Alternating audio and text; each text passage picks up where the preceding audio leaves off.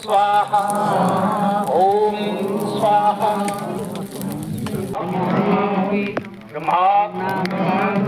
ब्रह्मणः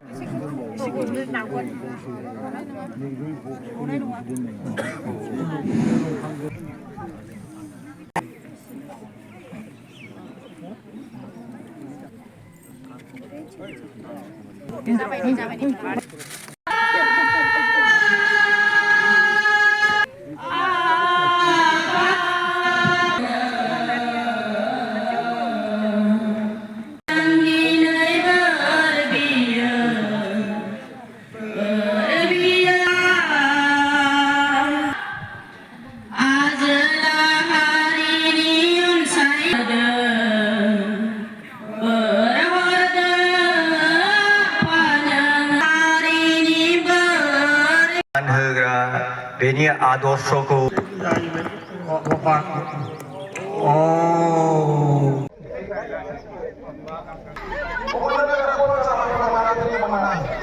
नोंनाङा अनंगमान आपरखौ दुर्ज सहसकारे पांगमन आं अनर दाफो कंचकन हर हर महादेव ओम नमः शिवाय कंचकन ओम नमः शिवाय इस समय नि मुङा विभाग ना लेगेन ओम तिनिं नाङि मनसमाय तिनिं फैलाव मनसमाय गसक फैतानि नाङि मानिनां जुखु थांगाम आरात नाङि आमाय आवा दादा बै जिनौ फोरसि आफ्रं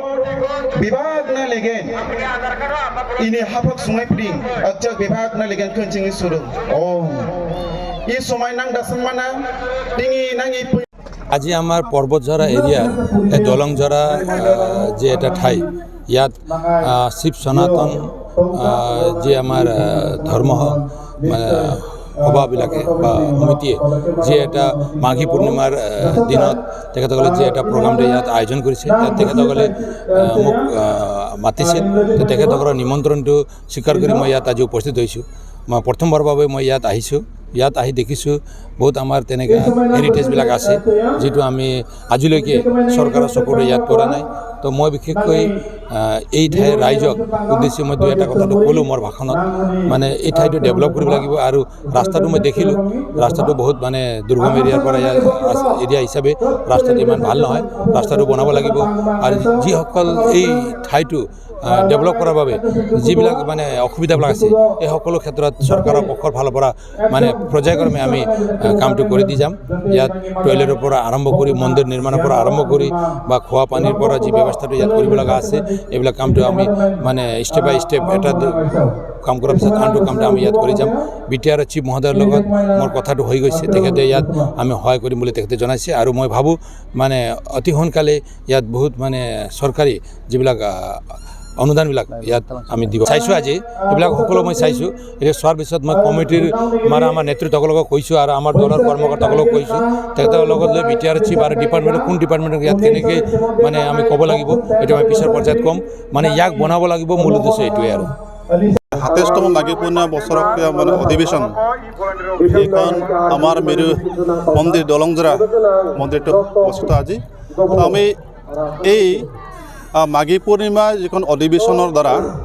এই কেৱল অধিৱেশনখিনি নহয় বছৰকে আমাৰ এইটো বক্তব্য সন্মিলন হয় ইয়াত যোৱাকালিৰ পৰা দুদিনৰ পৰা এদিন আগৰ পৰা আমি প্ৰায় কীৰ্তন ধৰ্মতত্ত্ব তেনেকৈ গুৰুবিলাকৰ আমি সুন্দৰ এৰিটো ধৰ্ম জ্ঞান আমি ল'লোঁ আৰু আজি ৰাতিপুৱাৰ পৰা আমি যজ্ঞ হোমযজ্ঞ পূজা পাতল কৰি আজি এতিয়া মুকলি সভা আমি চলি আছে মুকলি সভাত আজি আমাৰ বৰ্তমান বিটিআৰৰ MCLA মাননীয় শ্ৰীযুত মাধৱ চেত্ৰী ডাঙৰীয়া তেখেত উপস্থিত হৈ আমাৰ মাজত ইতিমধ্যে উপস্থিত হৈ গৈছে আৰু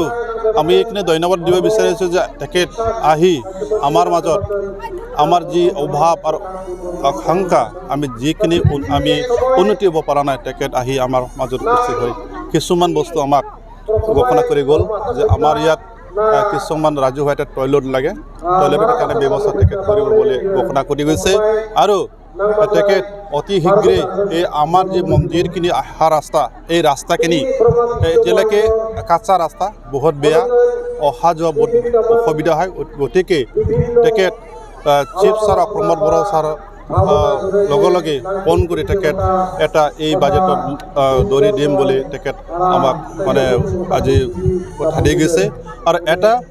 আমাৰ এই মেৰি মন্দিৰ এতিয়ালৈকে আমি ভাল এটা মন্দিৰ আমি নিৰ্মাণ কৰিব পৰা নাই। গতিকে আমি ভক্তসকলে এটা কষ্টমতে এটা নিৰ্মাণ কৰি আছোঁ, কিন্তু এতিয়ালৈকে আমি সম্পূৰ্ণ কৰিব পৰা নাই। আৰ্থিক অৱস্থা আমাৰ ভাল নহয়, এইটোৰ কাৰণে। তো গতিকে চিফ ছাৰৰ তেখেত কণ্টেক্ট কৰি এইখিনি কথা অৱগত কৰিছে যে তেখেত চিফ ছাৰে প্ৰমোদ ছাৰ ডাঙৰীয়াই যে নিজৰ ব্যক্তিগত বা চৰকাৰ তৰফৰ পৰা তেখেতসকলে আমাক অনুদান দিব বুলি ঘোষণা কৰিছে। ইমান দিনৰ পৰা যে ব্ৰহ্ম ধৰ্মটো লৈ পেলাই বা প্ৰৱৰ্তন কৰি পেলাই যে আমি কাম কৰি আহিছোঁ, সমাজ সংস্কাৰ কৰিবৰ কাৰণে কাম কৰি আহিছোঁ, সেইটো আৰু বেছি জোৰদাৰ কৰিব পাৰিম। আমাৰ মানুহবিলাক আৰু বেছি উৎসাহিত হ'ব, সেইটো আশাৰে আমি আমাৰ আজিৰ দিনটো ইয়াতে কামটো হাতত। মই এটা কথা উল্লেখ কৰিব বিচাৰিছোঁ যে মই নিজেও আৰম্ভণিৰ পৰা মানে একদম এই আৰম্ভণি মানে জীৱনৰ প্ৰথম ভাগৰ পৰাই এনেধৰণৰ মই ওলোৱা নাছিলোঁ। কিছুদিনৰ পৰাহে ময়ো যোগদান দিয়ে মই যোৱা বছৰ ইয়াতে আহি পেলাই যিটো দেখিলোঁ, ইমান বুৰঞ্জীমূলক মানে হিষ্ট্ৰিকেল যে ইয়াতে ইম্পৰ্টেঞ্চ আছে, সেইটো বস্তু আমাৰ মানুহবিলাকে গম নাপায়, নুবুজে। এতিয়া ব্ৰহ্ম ধৰ্মৰ 4টা ধাম বুলি ক'ব পাৰি। আপোনাৰ এই যে কাজিগাঁওটো যিটো গুৰুধাম, য'ত গুৰুদেৱ কালীচৰণ ব্ৰহ্ম নিজেই জন্ম হৈছিলে, তাৰপিছত দৰংগিৰিত আছে আপোনাৰ এটা, আৰু তাৰপিছত এই ৰৌমাৰীত, দৰংগিৰি মানে দক্ষিণ পাৰৰ, আৰু ৰৌমাৰী আপোনাৰ বঙাইগাঁও ৰৌমাৰীত জ্যোতি আশ্ৰম আছে, কচাইগাঁও অন্থাইবাৰীত অমৃতপুৰ ব্ৰহ্ম সেৱাশ্ৰম আছে। আমি 4 ধাম বুলি কওঁ। এই 4 ধামেই গুৰুদেৱ কালীচৰণ ব্ৰহ্মৰে অৱদান আৰু কি। তেওঁ ডাইৰেক্টলি নহ'লেও সেইবিলাকত তেওঁৰ ডাইৰেক্ট যিবিলাক শিষ্য আছিলে, দীক্ষিত মহাপুৰুষবিলাক আছিলে, তেওঁলোকে এইটো উপস্থাপন কৰিছিলে। আৰু এই আপোনাৰ গুৰুধামৰ পৰা এইটো বেছি দূৰ নহয়, ইমান ইম্পৰ্টেণ্ট জেগা, ইমান হিষ্ট্ৰিকেলি ইম্পৰ্টেণ্ট জেগা। সেই জেগাটো যে আমাৰ মানুহবিলাক 118 বছৰ নহ'লেও কমচে কম এই যোৱা আপোনাৰ 15-20 বছৰ 30 বছৰত তেওঁলোকে কোনো উদ্যোগ লোৱা নাই। এইটো বহুত আচৰিত কথা। মই 1 বছৰ আগতে ইয়াতে আহিছিলোঁ, আহি পেলাই মই তেওঁলোকক কৈছোঁ যে আপোনালোকে এইটো এনেকৈ এৰি নিদিব, আপোনালোকে নাপাহৰিব, আমিও আছোঁ, কিবা এটা কৰক। তাৰপিছতেই দ্য বল ষ্টাৰ্টেড ৰলিং। তো এতিয়া ইয়াতে আজি এইটো মানে ডেভেলপমেণ্ট কমিটি এটা গঠন কৰিব, আজিৰ দিনতে গঠন কৰি পেলাই তেওঁলোকেই এইবিলাক কাৰ্য হাতত ল'ব, আমিও থাকিম লগতে। আৰু চৰকাৰক আমি ধৰিবই লাগিব যে এইটো চৰকাৰ হ'লেতো তাতে পাৰ্টি বা কিটো থাকিব নোৱাৰে, চব মানে মানুহেই তেওঁলোকৰ ছাবজেক্ট নহয় জানো। গতিকে সেই হিচাপে এইটো উন্নতি কৰিবৰ কাৰণে তেওঁলোকে যদি নিদিয়ে তেতিয়াতো বেলেগ কথা, কিন্তু আমি সেইটোৰ কাৰণে কাম কৰিম। ইয়াতে কাৰ্যসূচীটো আছে যে গুৰুদেৱ কালীচৰণ ব্ৰহ্ম বড়ো সমাজ সংস্কাৰ কৰিবৰ কাৰণে যেতিয়া তেওঁ পদক্ষেপ লৈছিল, তেতিয়া তেওঁ 1905 চনত কলিকতালৈ গৈ পৰমহংস শিৱনাৰায়ণ স্বামী দেৱৰ পৰা ব্ৰহ্মধৰ্ম দীক্ষিত হোৱাৰ পিছত 1906 চনত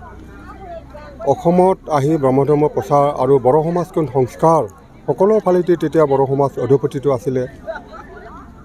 শিক্ষা নাছিলে, ৰাজনীতি নাছিলে, সমাজ ব্যৱস্থাটো খুবেই বেয়া আছিলে। এইটো সংস্কাৰ কৰিবৰ কাৰণে গুৰুদেৱ কালীচৰণ ব্ৰহ্মই এই উদ্দেশ্য আগত ৰাখি 1906 চনত প্ৰথম অসমত আহি ব্ৰহ্ম ধৰ্ম প্ৰচাৰ কৰিবৰ কাৰণে এইখন গাঁৱতে, এই যে অবিভক্ত গোৱালপাৰা জিলাৰ 1906 চনত অবিভক্ত গোৱালপাৰা জিলাৰ এতিয়াৰ কোকৰাঝাৰ জিলাৰ অন্তৰ্গত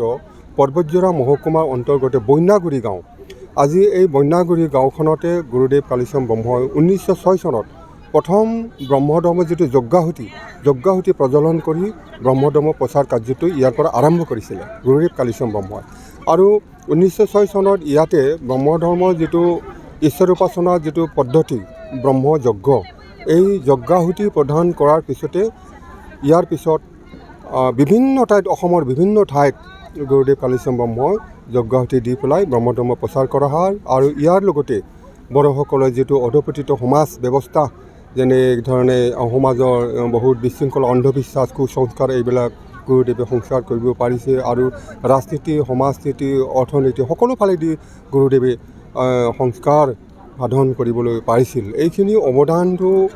আলোকপাত কৰিবৰ কাৰণে আৰু এই ঐতিহাসিক বন্যাগুৰি যিটো গাঁও এই গাঁওখনক বিশ্বৰ দৰবাৰত চিনাকি কৰি দিবৰ কাৰণে আজি পৰ্বতজোৰা আৰু কোকৰাঝাৰ দুটা শাখা সমিতিয়ে জিলা সমিতিয়ে আজি এই উদ্যোগটো লৈছে আৰু এই কাৰ্যসূচী প্ৰথমৰ পৰাই পুৱা 7 বজাৰ পৰা আমাৰ যিটো যজ্ঞাহুতি প্ৰদান কৰা হৈছে জগত শান্তিৰ বাবে যজ্ঞাহুতি প্ৰদান কৰা হৈছে আৰু আমাৰ যিটো সংগঠনৰ জাতীয় পতাকা উত্তোলন কৰা হৈছে আৰু গুৰুদেৱ কালীচৰণ ব্ৰহ্মৰ প্ৰতিচ্ছবিত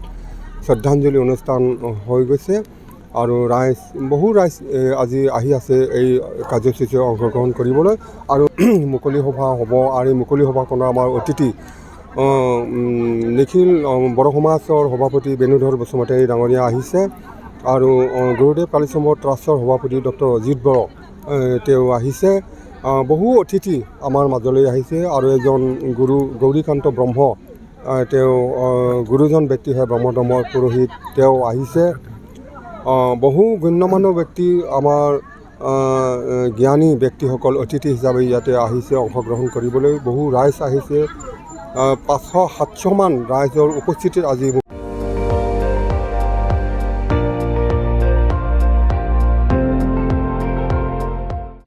আপুনি চাই আছে ND24 সৰ্বশ্ৰেষ্ঠ নহয় সৰ্বোত্তমৰ দৌৰত